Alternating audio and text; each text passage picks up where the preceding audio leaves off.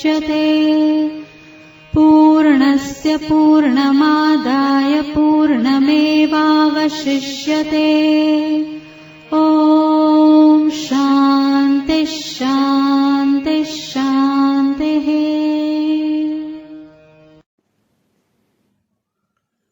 कृष्णाय वासुदेवाय हरये परमात्मने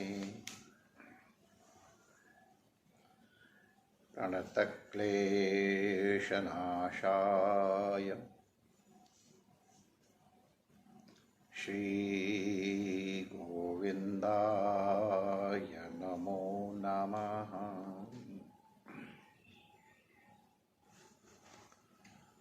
ठाकुर हमरे रमण बिहारी, हम हैं रमण बिहारी के। आप सब लोग हमारे साथ साथ हो।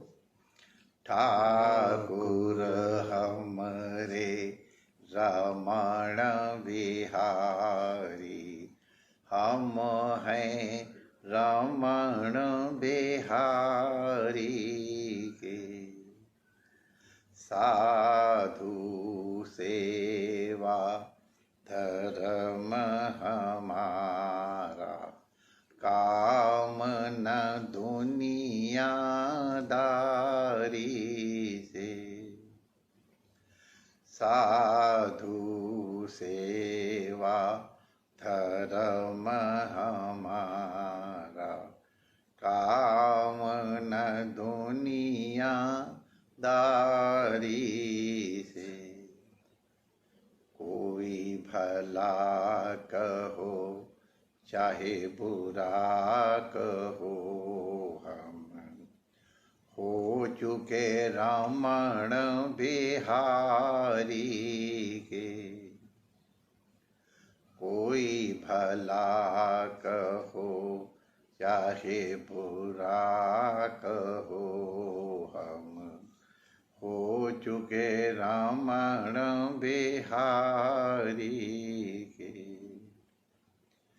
हम हो चुके रमण बिहारी के।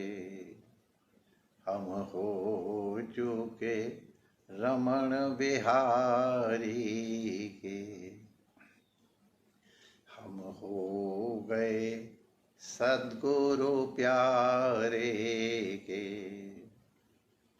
हम हो गए सद्गुरु प्यारे के। हम हो चुके रमण बिहारी के। श्री रमण बिहारी लाल की जय। पूज्य सद्गुरुदेव भगवान की जय। सर्व संत हरिभक्तन की जय। आज के आनंद की जय। जय जय श्री राधे।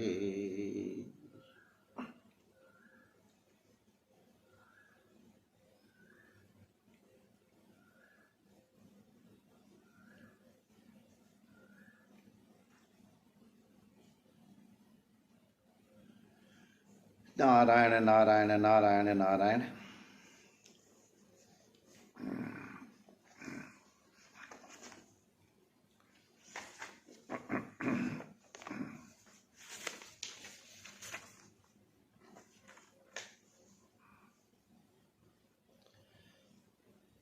तस्मात् गुरुं प्रपद्येत जिज्ञासु श्रेय उत्तमं, शाब्दे परे च निष्णातं ब्रह्मण्य उपशमाश्रय। नवयोगेश्वर संवाद के ब्याज से हम और आप मिल करके गुरु तत्व को अनुभव करने की चेष्टा कर रहे हैं। श्रवणानुभव होगा, फिर चिंतनानुभव होगा, मननानुभव होगा, और इसके बाद फिर उसका निधिध्यासनानुभव हो जाएगा। तो हम लोग श्रवण कर रहे थे को गुरु की प्रपत्ति करनी चाहिए। प्रपद्येत, प्रपद्येत आदेश, प्रपत्ति करो जिनको उत्तम श्रेय की अभिलाषा है।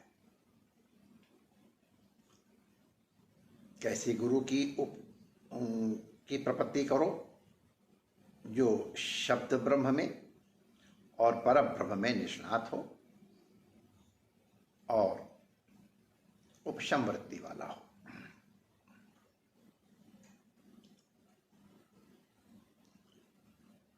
ऐसे गुरु की प्रपत्ति करें। शब्द ब्रह्म में निष्णात हो का तात्पर्य है कि जिन गुरु की हम प्रपत्ति करें उन गुरु को परंपरा से ब्रह्म का निरूपण करने वाले शास्त्रों के श्रवण का प्रसाद प्राप्त हुआ हो, जिन्होंने गुरुमुख से, गुरु परंपरा से शास्त्रों का सर्वेषां वेदांत वाक्यानां ब्रह्मण्येव तात्पर्य इस संकल्प के साथ श्रवण किया है, या जिनका जो भी संकल्प हो, तो सम्यक शास्त्रों का अध्ययन किया हो। शास्त्रों का अध्ययन मतलब पहले श्रवण किया, फिर मनन किया, फिर उसका निधिध्यासन किया और अनुभव किया, और निसंदेह हो गए उस परम तत्व के विषय में। जो परम श्रेय है उसके विषय में सर्वथा असंदिग्ध हो गए वैचारिक रूप से, तो शब्द ब्रह्म में निष्णात हो गया। इसी ब्रह्म के ज्ञान को जो अभी बौद्धिक रूप से प्राप्त हुआ है, उसी को गुरु कृपा से, विशेष करके गुरु कृपा से और उनके अनुग्रह से निध्यासन इत्यादि के द्वारा साक्षात अनुभव का विषय बना ले। ऐसे जो अनुभवी महापुरुष हैं उनको कहा जाता है ब्रह्म साक्षात्कृत महापुरुष। वो पर ब्रह्म में निष्णात है,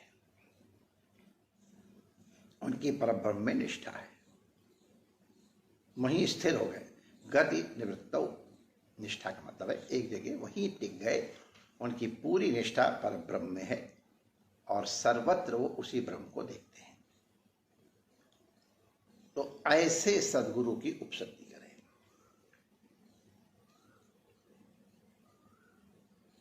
ये जिसने परम ब्रह्म का साक्षात्कार कर लिया है तो वो हमको बता देगा कि परब्रह्म का स्वरूप क्या है। तो गुरु की विशेषता में उसे शब्द ब्रह्म में भी निष्णात होना चाहिए। ये क्यों लगाया विशेषण? तो उसका कारण है मनुष्य का स्वभाव है तर्क करना। बुद्धि बहुत जल्दी किसी वस्तु को स्वीकार नहीं करती है, और विशेष करके जो प्रत्यक्ष अनुभव से विपरीत हो, अलग हो, उसको स्वीकार करने में बुद्धि को जो कठिनाई होती है। वो अपने हिसाब से तर्क करती है, कभी कभी कुतर्क भी करती है।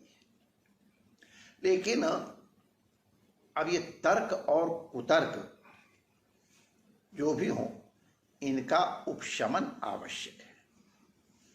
हमको स्मरण, हम गंगोत्री में थे तो एक संत ने हमसे कहा, बच्चा तो हमारी मानो तभी तुम गंगोत्री में जल्दी आ गए। मैंने कहा महाराज इसमें भी कोई मुहूर्त होता है, इसमें कोई समय का निर्धारण है, जल्दी और देर का?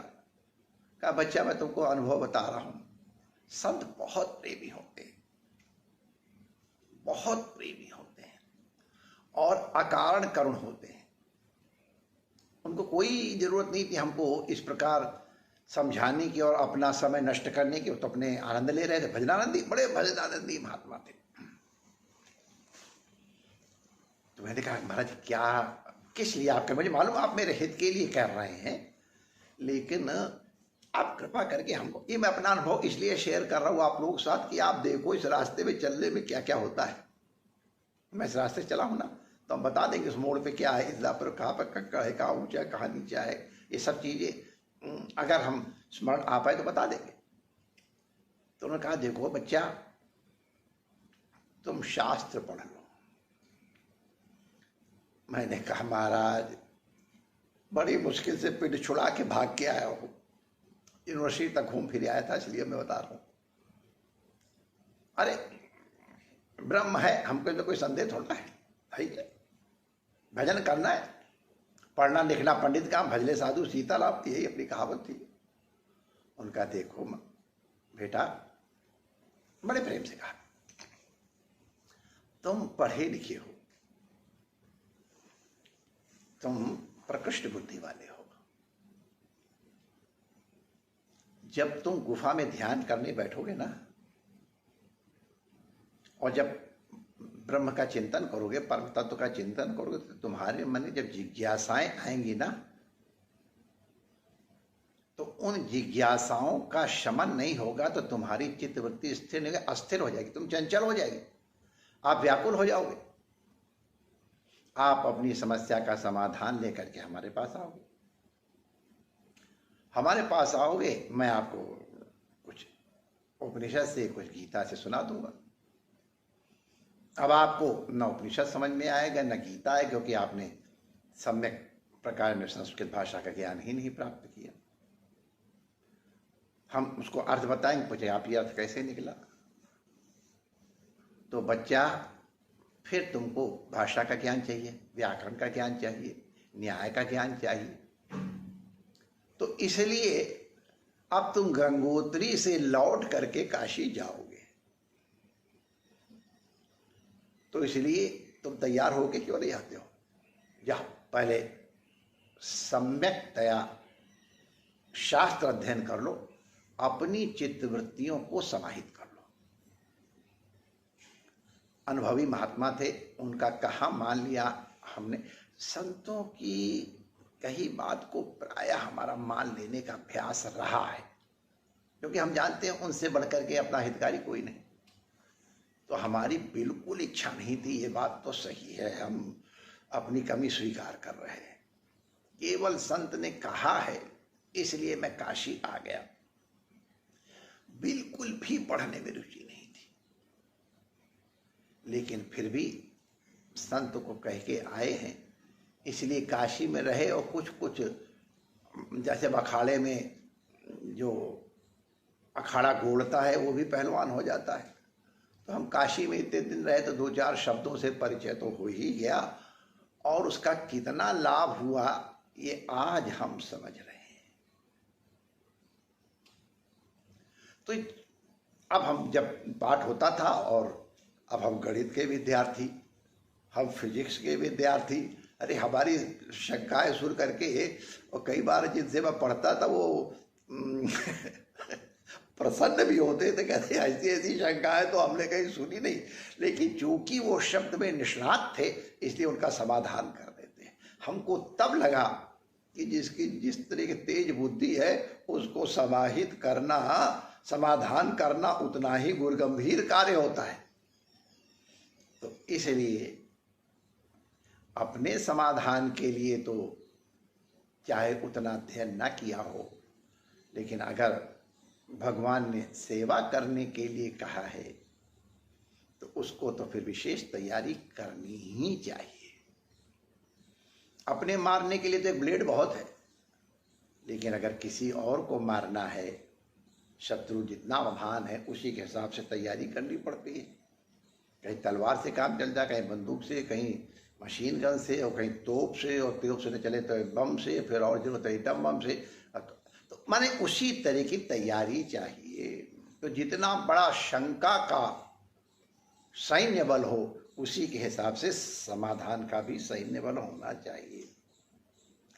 इसलिए ये शास्त्र की परंपरा का ज्ञान होना आवश्यक है। वहाँ हर प्रकार की शंकाओं को उद्भूत करके और उनका समाधान किया गया है। इसलिए तस्मात् शास्त्रम प्रमाणम ते, सब समस्याओं का समाधान करने के लिए शास्त्र ही प्रमाण है, वेद ही प्रमाण है। इसलिए वेदाध्ययन और वेदांगों का अध्ययन आवश्यक है। इसलिए शब्द ब्रह्म में निष्णात होना गुरु का एक विशेषण दिया। तो ठीक है भाई, शब्द ब्रह्म में निष्णात है, विद्वान है, और फिर उसको साक्षात अनुभव वाला हो, अनुभूतिकृत हो, ऐसा विशेषण क्यों लगाया? शंका समाधान तो कर ही देगा। तो नहीं, साधक के समझाने में वो बल नहीं आएगा जब तक उसने अपना अनुभव नहीं किया है। बिना अनुभव के वाणी में बल नहीं आता है। शब्द से तो केवल संकेत किया जाता है, अपने अनुभव का आधान जब शिष्य में किया जाता है तब शिष्य को अनुभूति होती है। और ये आदान बहुत कुछ शब्द से ऊपर होता है। इसीलिए गुरोस्तु मौन व्याख्यानम शिष्यास्तु छिन्न संशय। इसलिए गुरु का विशेषण जो है कि वो श्रोत्री ब्रह्मनिष्ठ हो, माने शास्त्र वेदता भी हो, इसको हम परोक्षानुभूति कहेंगे, वो भी हो, और साक्षात अनुभूति के द्वारा अपरोक्षानुभूति करे, ऐसे श्रोत्री ब्रह्मनिष्ठ गुरु के पास जाए। लेकिन श्रोत्री ब्रह्मनिष्ठ के पास भी उसके जाए जो बहुत अधिक प्रपंच में न लगा हो। यदि बहुत अधिक प्रपंच में लगा है तो भी शिष्य को उस तरह का समाधान नहीं प्राप्त होगा, क्योंकि वो गुरु की दूसरी क्रियाओं पर ज्यादा ध्यान देगा, और जो वो शब्द से बता रहे, जो अनुभव से बता रहे, उधर ध्यान जाता ही नहीं है। प्रायः करके अति सामीप्यात अवज्ञा, बहुत समीप रहने वालों को अपने गुरु के दोषों को देखने की आदत पड़ जाती है। अब वो दोष अपनी दृष्टि से है, गुरु में वो दोष है कि नहीं है। अब अच्छा रहने दो, हम कुछ कहने जा रहे थे अभी। तो किस कारण से गुरु क्या कर रहा है इसका भान अभी शिष्य को तो है नहीं, लेकिन वो अपनी दृष्टि से नापता है और उसको गुरु में दोष दिखाई पड़ते हैं। और जहां दोष बुद्धि हुई, जहां हृदय में अंतःकरण की द्वेषात्मक या दोषात्मक वृत्ति हुई, गुणात्मक बुद्धि समाप्त हो जाती है। द्वेषात्मक बुद्धि के आगे श्रद्धात्मक बुद्धि में भी, वृत्ति में भी बाधा आती है। तो इसलिए जो जितना उपशम वाला होगा, दांत शांत होगा, वो गुरु उतना ही अधिक शिष्य का कल्याण कर पाएगा। लेकिन एक चीज यहां ध्यान रखना है, ये जो विशेषण बताए गए हैं गुरु तत्व के, वो तो ठीक है, आवश्यक है, हमको इसमें कोई संदेह नहीं। लेकिन एक चीज ध्यान रखना है, तुम्हारा गुरु कितना महान है ये बहुत मुख्य नहीं है। तुम्हारी उपशक्ति कितनी महान है ये बहुत आवश्यक है। इसीलिए तस्मात् गुरु प्रपद्येत, प्रपत्ति करो, प्रपन्न हो, शरणागत हो, अपने अभिमान को दूर करके आओ। गुरु की सबसे पहली आवश्यकता ये कि गुरु के पास जा करके अपना अभिमान निवृत्त होता है। बिना अभिमान की निवृत्ति के, बिना अहंकार की निवृत्ति के प्रपत्ति हो ही नहीं सकती है। इसलिए जो साष्टांग प्रणाम किया जाता है उसका भाव यही है। भूमिरापो नलो वायु खम मनो बुद्धरेव च अहंकारा, ये जो अष्टधा प्रकृति है ये साष्टांग प्रणाम करने से समाहित होती है। इसलिए गुरु के पास जा करके समित पाणी और साष्टांग प्रणाम किया जाता है। ये प्रपत्ति के लिए है। अगर प्रपत्ति उधर और तरह से हो जाती है तो भी लोक शिक्षण के लिए, शिष्य शिक्षा के लिए भी करना चाहिए। ये प्रपत्ति आवश्यक क्यों है, थोड़ा ये इसके ऊपर विचार कर ले हम। क्योंकि अगर प्रपत्ति नहीं है तो गुरु चाहे कितना बड़ा महान है, कोई लाभ होने वाला नहीं। आपको आश्चर्य लगेगा, कई लोग अरे कोई गुरु नहीं मिलता, क्या करूं, हम संसार में फंसे हुए हैं। हम कहते हैं कि कोई शिष्य नहीं मिलता है, नहीं तो हम तो सब कुछ लुटाने को तैयार बैठे हैं। कोई लूटने वाला तो आवे। देखो, श्री कृष्ण भगवान स्वयं जगत गुरु दुर्योधन के पास गए, चल करके उसका कल्याण करने के लिए। और जितना उनका बुद्धि, अब जब मैं लोक की भाषा में प्रयोग कर रहा हूं तो आप उसी को उसी तरह समझिए, वरना उनकी तो असीम विद्या है, असीम बल है, सब कुछ है। तो उन्होंने अपना पूरा बुद्धि बल लगा करके, अपनी शब्द शैली का पूरा उपयोग करके दुर्योधन को समझाने की चेष्टा की, लेकिन दुर्योधन को भगवान समझा नहीं पाए। पूरा प्रयास किया जगत गुरु श्री कृष्ण ने। कृष्ण तो भगवान स्वयं ने पूरा प्रयास किया, लेकिन दुर्योधन अगर प्रस्तुत नहीं है, दुर्योधन अगर प्रपन्न नहीं है, तो दुर्योधन को कोई भान नहीं हुआ। श्री कृष्ण का सारा प्रयास व्यर्थ रहा, नहीं हुआ कल्याण दुर्योधन का। और एक दूसरा उदाहरण देखो, द्रोणाचार्य जी बंधन में होने के कारण, वचनबद्ध होने के कारण, आए हुए प्रपन्न एकलव्य को विद्या दान देने में असमर्थ पाते हैं अपने को। वचनबद्ध होने के कारण राज परिवार के सदस्यों के अतिरिक्त मैं किसी अन्य को विद्या नहीं दूंगा, या अपने परिवार में दूंगा पुत्र। एकलव्य राज परिवार का सदस्य नहीं है, इसलिए द्रोणाचार्य जी उसकी सेवा नहीं कर पाए, वचनबद्ध थे। अब ये एक विषयांतर हो जाएगा। ये समाज का अपराध था जो द्रोणाचार्य जैसे निष्किंचन और इतने बड़े शस्त्र अस्त्र के आचार्य को इस तरह राज परिवार के सदस्यों का मुखापेक्षी होना पड़ा। इतना बड़ा महान आचार्य, और समाज उनके लिए एक गिलास दूध का इंतजाम नहीं कर पाया उनके बच्चे के लिए। इतना महान अपराध।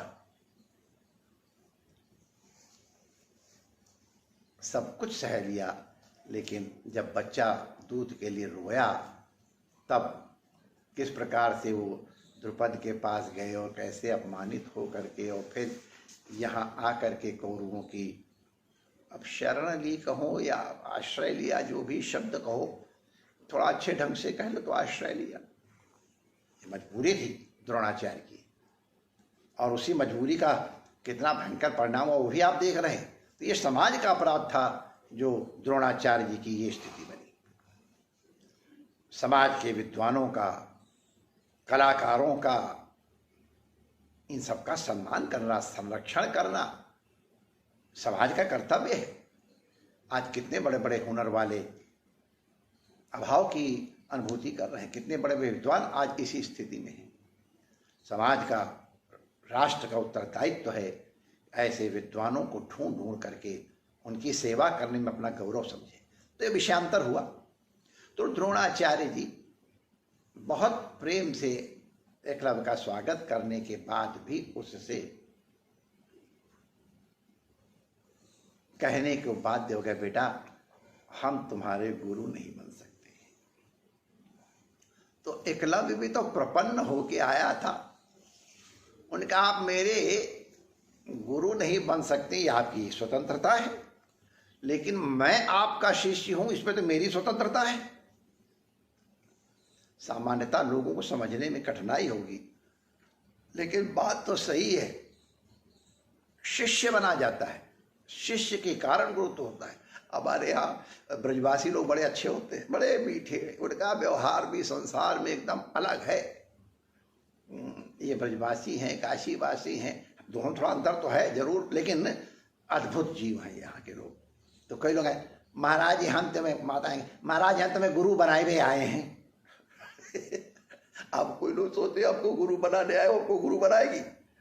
तो जो कई लोग हंसते, महाराज तुमको गुरु बनाने आई है। मैं कहता है बिल्कुल सही कह रही है। अगर वो शिष्य नहीं बनेगी तो हम गुरु कहाँ से बनेंगे? हमारे गुरु बनने के लिए आवश्यक है कि हमारा कोई ना कोई शिष्य हो। तो वो शिष्य बन करके, शिष्या बन करके हमको गुरु बनाएगी। ठीक कह रहे हैं। तो तात्पर्य यही कि शिष्य है तो गुरु है, अगर शिष्य नहीं तो गुरु में गुरुत्व तो नहीं है, उसका कोई तात्पर्य ही नहीं है। एकलव्य ने कहा, प्रभु मैं तो आपका शिष्य हो गया, गुरु बनना न बनना आपका स्वातंत्र्य है, शिष्य बनना मेरा स्वातंत्र्य है। और हम लोग जानते कथा को, आप सब लोग जानते, इसलिए कोई बहुत विस्तृत नहीं कर रहे हैं। धनुष पे प्रत्यंचा कैसे चढ़ाई जाती है, द्रोणाचार्य ने यह भी एकलव्य को नहीं बताया। लेकिन अपनी अगाध गुरु निष्ठा के कारण, गुरु प्रपत्ति के कारण मूर्ति बना ली द्रोणाचार्य जी की। ये तो एक समाधान के लिए है, बाहर की मूर्ति नहीं। उसके हृदय में जो गुरु की महिमा मंडित मूर्ति थी, उसका प्रभाव ये हुआ कि उस गुरु का संरक्षण प्राप्त करके उनकी देख रेख में एकलव्य ने धनुर्विद्या के विषय में चेष्टा की और इतने बड़े धनुर्धर हो गए कि अत्यंत कृपा करके अत्यंत प्रिय शिष्य अर्जुन को द्रोणाचार्य विद्या साक्षात प्रयास करके भी वो नहीं दे पाए, जो एकलव्य ने उनसे प्राप्त कर ली केवल श्रद्धा के बल पर। कुत्ते के मुंह को बाणों से भरा देख करके अर्जुन को भी आश्चर्य हुआ और द्रोणाचार्य को भी आश्चर्य हुआ। ये इतनी महान विद्या एकलव्य को प्राप्त हुई, कैसे प्राप्त हुई? उसने प्रपत्ति की थी, शरणापन्न हुआ है। तो जो शरणापन्न हुआ है, गुरु तत्व की कृपा अपने आप उस ओर प्रवाहित होती है। इसलिए शिष्य होना आवश्यक है। प्रपत्ति तब पहले लगाया, प्रपत्ति को। प्रपत्ति इसलिए आवश्यक है कि भान या ज्ञान आपको अपने अधिकार के अनुसार होगा। इसको थोड़ा हम लोग सावधानी से सुन लें। हर शिष्य के लिए गुरु का एक नया अवतार होता है। शिष्य और गुरु का एक अलग संबंध होता है, अटूट संबंध होता है और वेरी वेरी वेरी पर्सनल संबंध होता है। वेरी पर्सनल संबंध, वो संबंध केवल गुरु और शिष्य के बीच में ही है। इसे बॉन्ड बिटवीन गुरु एंड शिष्य बहुत प्रबल बॉन्ड है। आप लोगों को थोड़ा आश्चर्य होगा जब हम ये कह रहे हैं, हर शिष्य के लिए गुरु का एक अलग अवतार होता है, अलग रूप धारण करता है। तो ये आश्चर्य यथार्थ है। संसार में हर जीव अपने आप में अकेला और अनोखा है। हम जो भी सत्संगी हैं, जिनको शास्त्र का किंचित भी भान है, वो जानते हैं कि हमारा ये शरीर हमारे पूर्वकृत कर्मों के कारण, वासनाओं के कारण या संस्कारों के कारण प्राप्त हुआ है। ये स्थूल शरीर, ये सूक्ष्म शरीर, ये सब के सब हमारे पूर्व जन्म के कृत कर्मों के कारण, उन संस्कारों के कारण, उनको पूर्वकृत कर्मों के भोगने के लिए, पुण्य भी भोगने के लिए और पाप भी भोगने के लिए ये शरीर प्राप्त हुआ है। और मनुष्य शरीर की विशेषता ये है, 84 लाख योनियों में एकमात्र यही एक योनि है जिसमें नए कर्म किए जा सकते हैं। पुराने कर्मों का शमन या भोग किया जा सकता है, लेकिन कुछ नए कर्म करने का अधिकार केवल इस मनुष्य शरीर में ही है। तो जैसे अन्य योनियों में तो केवल भोग योनि है, पुण्य है तो पुण्य भोगेंगे और पाप है तो पाप भोगेंगे। और इसीलिए रेंगने वाले, उड़ने वाले, तैरने वाले, उड़ने वाले, न जाने कितनी 4 पैर वाले, 6 पैर वाले, हजारों पैर वाले, बिना पैर वाले, कई आंख वाले, माने वेरिएशंस, ये सब की सब भोग योनियां हैं। मनुष्य शरीर में भगवान ने विवेक दिया है। आहार, निद्रा, भय, मैथुन तो ये सामान्य रूप से हर योनि में उपलब्ध है, लेकिन विवेक ये केवल मनुष्य योनि के पास है। उस विवेक के कारण ही ये 84 लाख के बंधन से निकलने की ये चेष्टा कर सकता है, प्रयास कर सकता है। और इसी विवेक के अगर दुरुपयोग के कारण मनुष्य और बंध भी सकता है। ये जो दिव्य शरीर प्राप्त हुआ है, ये कारणम बंध मोक्षो दोनों है। ये बंधन में भी और डाल सकता है और मोक्ष भी प्राप्त कर सकता है। तो वो हम लोग सब जानते हैं कि किस प्रकार से पूर्वकृत कर्मों का भोग के द्वारा या प्रायश्चित इत्यादि कर्मों के द्वारा नाश किया जा सकता है। जो वर्तमान कर्म है उनको निष्काम कर्म या भगवद अर्पण बुद्धि से या देहेंद्रिय से अपने को अलग अनुभव करते हुए कर्म नष्ट किया जा सकता है, और विवेक के द्वारा अपने स्वरूप का साक्षात्कार करके और मनुष्य मोक्ष को प्राप्त कर सकता है।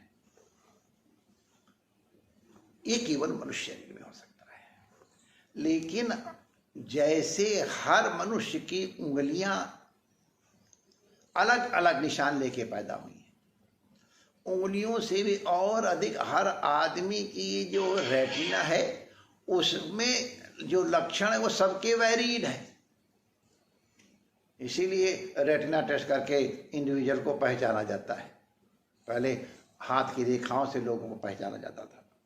तो जैसे हाथ की रेखाएं, उंगलियों की रेखाएं हर व्यक्ति के भिन्न हैं, जैसे रेटिना के वो लक्षण भिन्न हैं, उसी प्रकार हर व्यक्ति का अंतःकरण भी भिन्न है।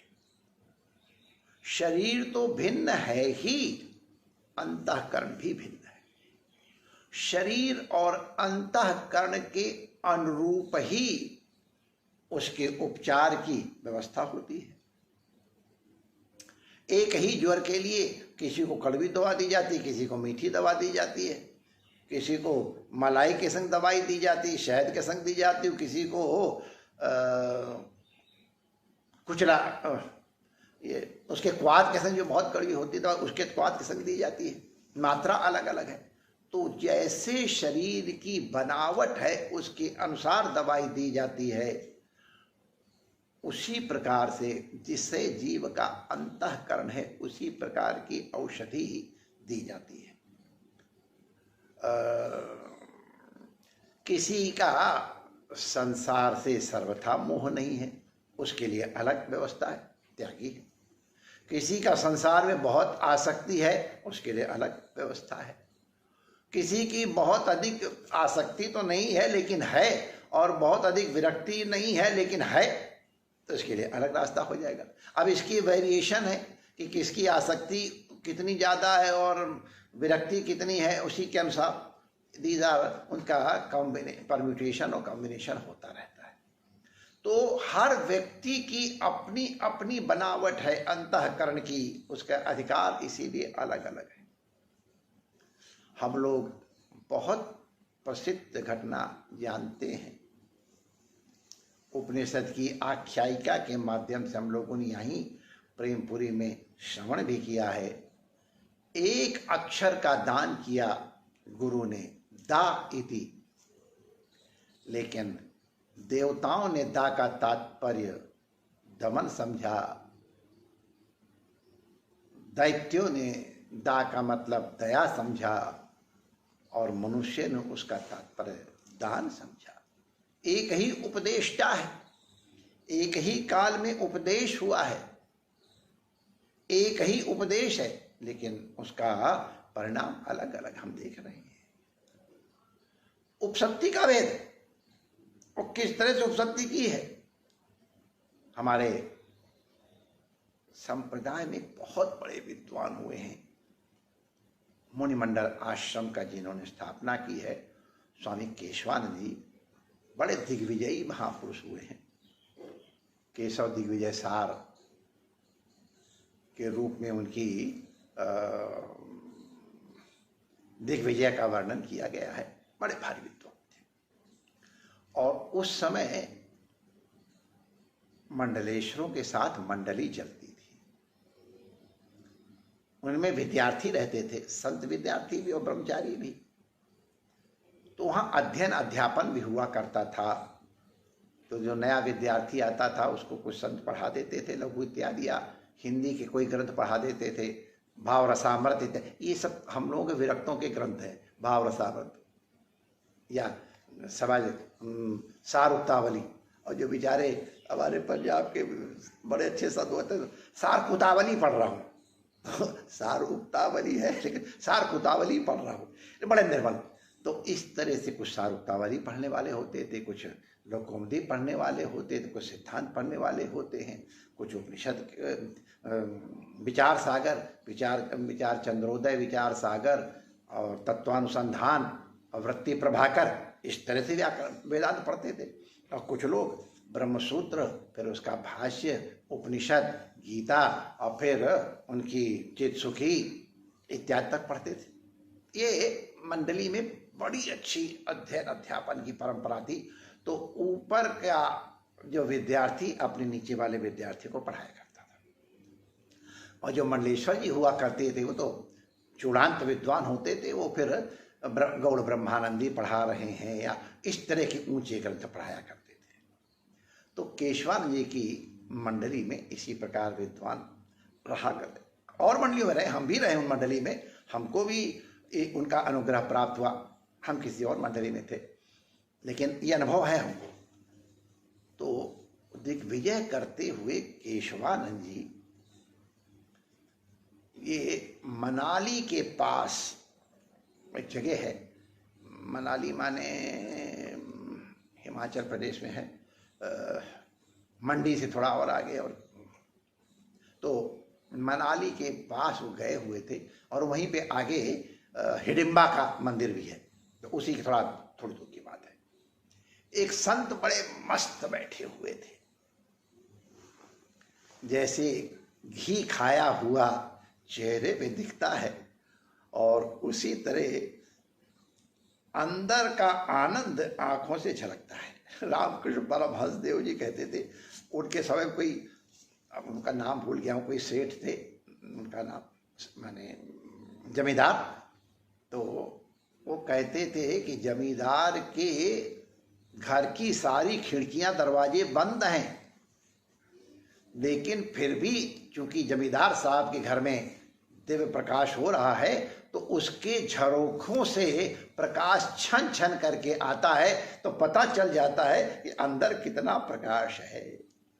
तो इसी प्रकार जिसके अंदर प्रकाश है वो आंखों के रास्ते, अरे यार उसकी मुस्कुराहट के रास्ते से, और क्या बोलोगे, उसके उठने बैठने से पता चल जाता है कि इसके अंदर कुछ है।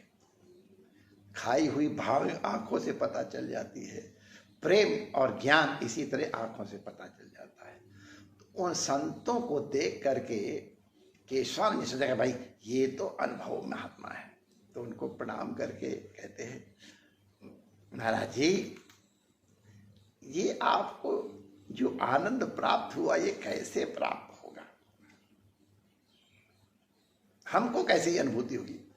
तो संतों का जैसा स्वभाव होता है, अरे स्वामी महाराज आप क्या करें, मैं तो गरीब आदमी यहाँ रोटियों में पड़ा हुआ हूँ, पहाड़ पे एकांत में आके, मेरी क्या सामर्थ्य महाराज, अरे आप तो इतने बड़े दिग्विजयी, इतने बड़े विद्वान हैं, आप आ गए, आज मैं धन्य हुआ।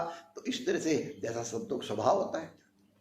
तो केशवानंद जी ने तुरंत उनके चरणों पे हाथ रख के कहा, महाराज जी यहाँ केशवाचार्य नहीं आया है, मैं आपकी शरण में केशवानंद जिज्ञासा कर रहा हूं, आपकी ये आनंदानुभूति का माध्यम क्या है, आपने कौन से शास्त्र से अनुभव किया है। तो उस संत जब इस प्रकार से कोई शरण में आ जाता तो फिर गूढ़ो तत्व न साधु दुरावे आरत अधिकारी जब पावे। तो जब आर्थ होके पूछा तो बता दिया, हम तो ये ग्रंथ पढ़े थे और हमारे समाधान हो गया। तो केशवानंद जी अपना पांडित्य दिखाने के लिए नहीं, अपनी जिज्ञासा करते, महाराज जी ये ग्रंथ तो हमारी मंडली में हमारे विद्यार्थियों के विद्यार्थी अपने विद्यार्थी को पढ़ाते हैं, हम तो इससे और ऊपर की ग्रंथ पढ़ गए हैं, हमको महाराज जी अनुभूति क्यों नहीं हुई। मैं कहा भैया केशव, ये माने उन्होंने शिष्य स्वीकार कर लिया। तब कह रहे, अरे भैया केशव एक बात बताओ, जब तुम शास्त्र का अध्ययन कर रहे थे तो तुम्हारे मन में संकल्प क्या था, भावना क्या थी। केशवान जी एकदम समझ रहे थे, हाँ प्रभु हो गया समाधान। तो और जो साथ में थे कि प्रभु क्या समाधान हुआ, हमको भी तो बताओ। तब केशवानंद जी कहते हैं कि हाँ, जब मैं विद्या अध्ययन कर रहा था तो मेरे मन में ये कामना थी कि मैं कैसे बड़ा भारी दिग्विजयी पंडित बन जाऊं, दिगंत में मेरा नाम हो। इस कामना के साथ मैंने पढ़ा था, बड़ा परिश्रम किया, कामना ये थी कि मैं दिग्विजयी विद्वान बन जाऊं। वो संत कहते हैं, तुम्हें प्राप्त हुआ कि नहीं प्राप्त हुआ। हाँ प्राप्त तो हुआ, लेकिन भटक गया। हाँ केशव ठीक कह रहे हो, मैं जब इस ग्रंथ को अध्ययन कर रहा था तो मेरे मन में केवल ही एक ही जिज्ञासा थी, विद्यन्ते हृदय ग्रंथि छिद्यन्ते सर्व संशया, मेरे हृदय के ग्रंथियों का भेदन हो जाए, मेरे संशयों का समाधान हो जाए, यही मेरी कामना थी। तो देखो शास्त्र तो कल्पतरु है, जिस तरह की तुम भावना करोगे उस तरह का फल तुमको मिलेगा। तो इसलिए शास्त्र के अध्ययन में किस तरह की तुम्हारी संकल्प बुद्धि रही है उसके अनुसार फल मिलते हैं। अरे और इसको समझ लें,